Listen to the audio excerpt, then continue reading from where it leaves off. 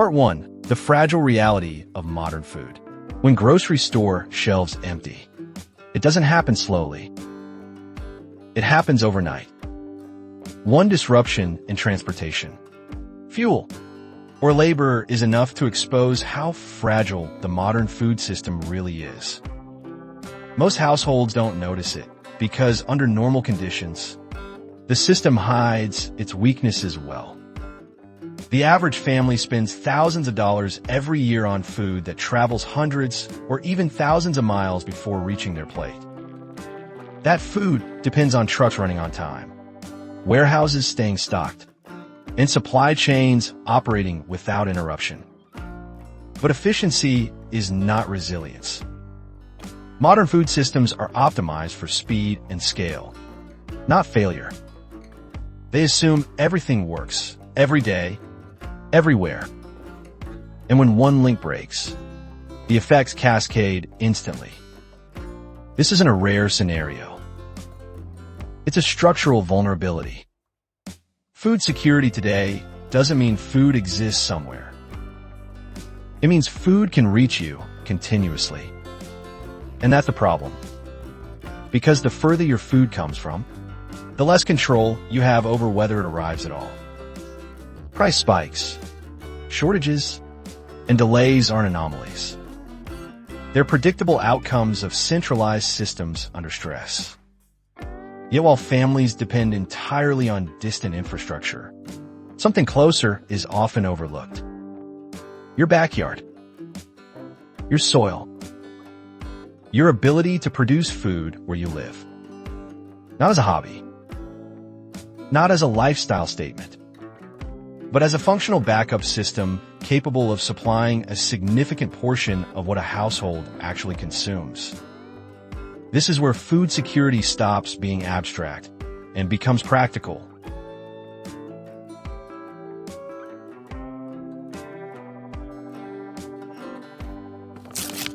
Part 2.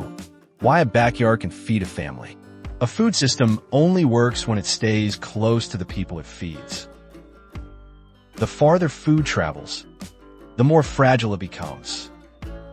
Most food today is grown far away, stored for weeks, transported through multiple steps, and delivered just in time to be sold. That system is efficient, but depends on everything working perfectly. A backyard works the opposite way. It produces food where it's eaten. There are no trucks, no warehouses, no dilas. Even a small space, when used correctly, can produce a large amount of food because plants don't need much room.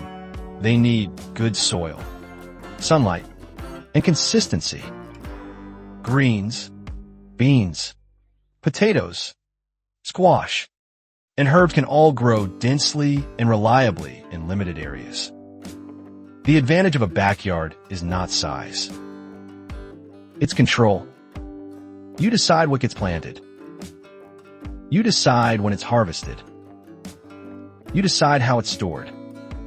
This doesn't replace grocery stores.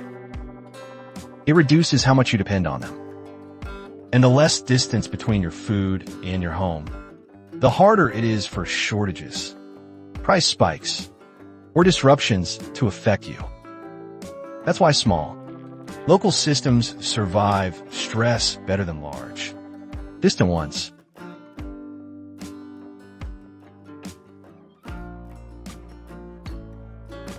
Part 3.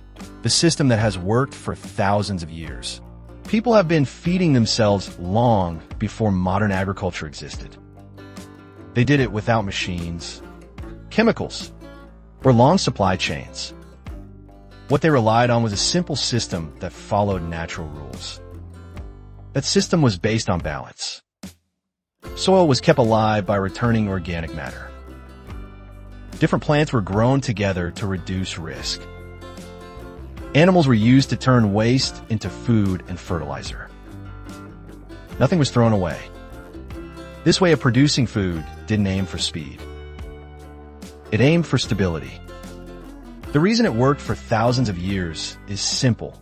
Plants, soil, and biology have not changed. When soil is healthy, plants grow. When plants grow, food follows. Modern systems often break these connections by removing nutrients from the land and replacing them with chemicals. That increases short-term yield, but weakens the system over time. A backyard system restores those original connections. It doesn't try to dominate nature. It follows it. And when you follow natural processes instead of fighting them, food production becomes simpler, not harder.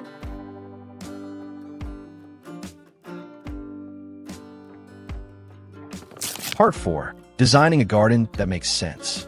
A productive garden starts with good layout, not hard work. If the design is wrong, you'll always feel tired. The first rule is to place plants based on how often you use them. Crops you harvest every day, like lettuce and herbs, should be close to your house.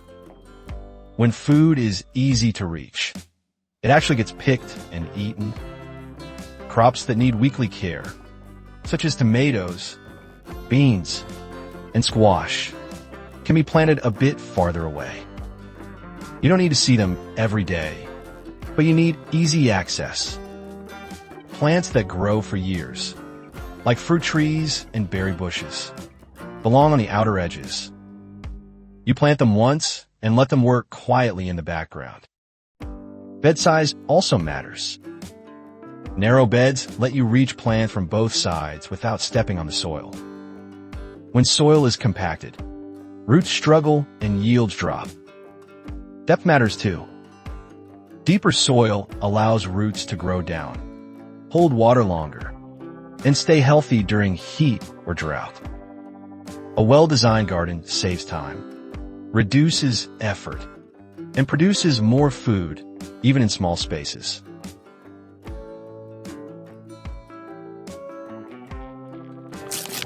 Part 5. Soil comes before everything else.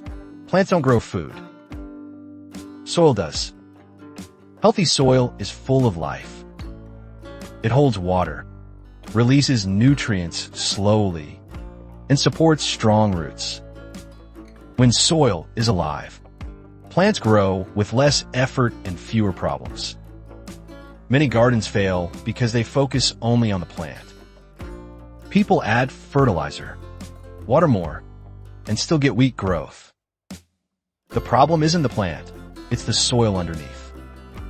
Soil improves when organic matter is returned to it. Leaves, kitchen scraps, grass clippings, and garden waste all belong back in the ground, not in the trash. Compost is simply decomposed organic material. It feeds soil organisms, improves structure, and increases water retention. Over time, soil becomes darker, looser, and more productive. Good soil doesn't need to be dug every season. Too much digging destroys soil structure.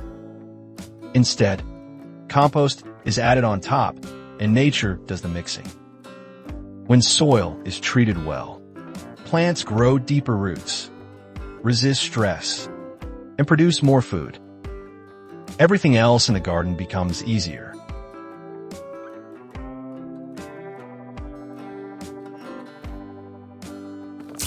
Part 6. Closing the food loop. A garden stops working when nutrients only leave and never return. Every harvest removes something from the soil. To keep producing food year after year, the system must be closed. This means waste becomes input. Food scraps feed compost. Compost feeds soil. Soil feeds plants. Plants feed people. When animals are added, the loop becomes stronger. Chickens, for example, eat kitchen scraps and turn them into eggs and manure. That manure, once composted, becomes powerful fertilizer. If animals aren't possible, compost alone still works. The key is consistency. Nutrients must always come back. A closed loop reduces the need to buy fertilizer. It lowers costs and increases stability. Over time, soil improves instead of degrading. Nothing in this system is complicated. It only requires attention and repetition. When nutrients stay inside your garden instead of leaving it, productivity stops declining and starts improving every year.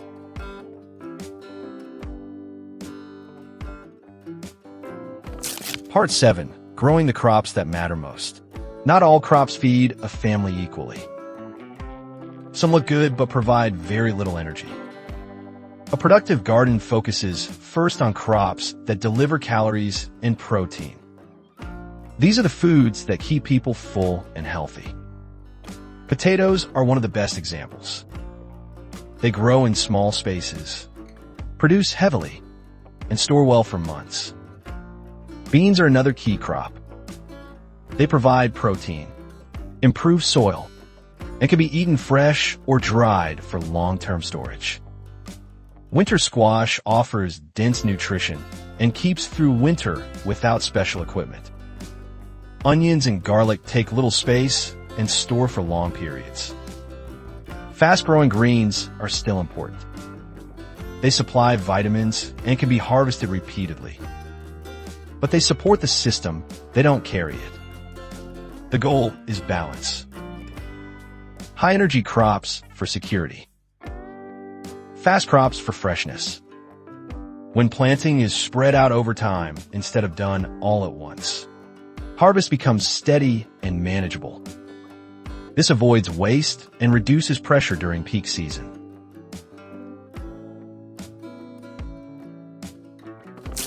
Part 8. Keeping the harvest for later.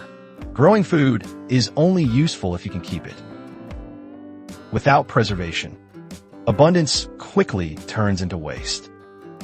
Preservation is how a garden feeds you beyond harvest season. Canning allows vegetables and fruits to last for years on a shelf. Tomatoes become sauce. Beans become ready meals. One day of work can provide months of food. Drying is even simpler. Herbs, peppers, fruit, and some vegetables can be dried with air, sun, or gentle heat. Once dry, they store easily and take up little space. Fermentation uses salt and time to preserve food naturally. Vegetables stay edible for months while becoming easier to digest. Root storage requires no processing at all. Crops like potatoes, squash, onions, and carrots last for months in cool, dark places. Freezing is the fastest option. When done properly, it preserves flavor and nutrition with minimal effort. Preservation turns seasonal growing into year-round eating. It removes urgency and replaces it with security.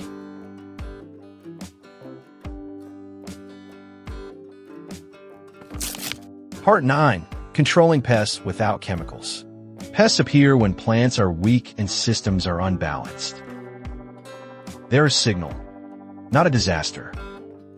Healthy soil grows strong plants.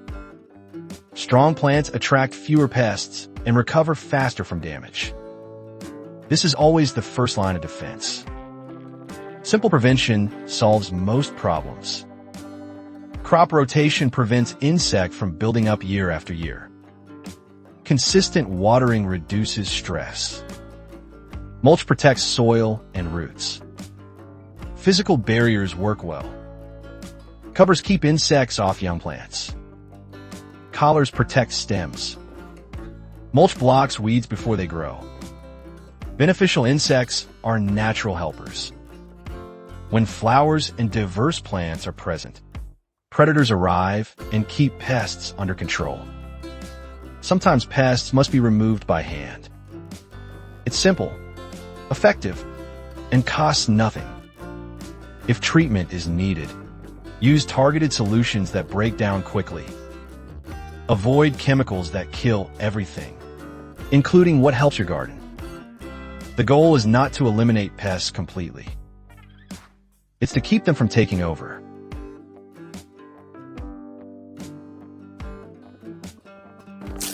Part 10. Starting small and growing over time. The fastest way to fail is to start too big.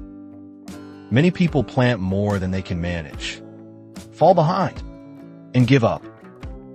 A productive system grows slowly and improves each season.